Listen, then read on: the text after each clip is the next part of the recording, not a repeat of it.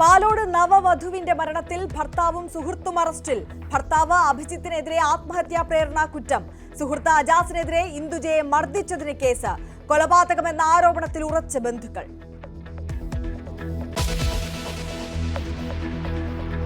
മധു മുല്ലശ്ശേരി വർഗീയവാദിയെന്ന് തിരിച്ചറിയാൻ വൈകിയെന്ന് V Joy. Party ക്ലാസുകൾ മധു ഉൾക്കൊണ്ടില്ലെന്നും CPM ജില്ലാ സെക്രട്ടറി. പ്രതികരണം ന്യൂസ് 18 Q18 അഭിമുഖത്തിൽ.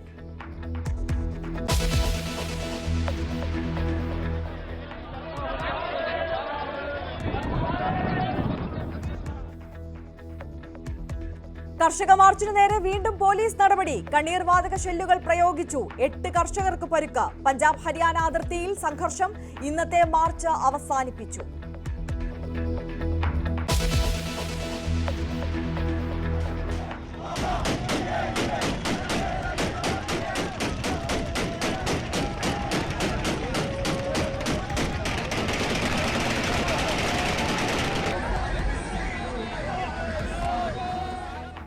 സിറിയയിൽ അസദ് ഭരണകൂടത്തെ വീഴ്ത്തി വിമതർ. സ്വതന്ത്ര രാജ്യമായെന്ന പ്രഖ്യാപനം.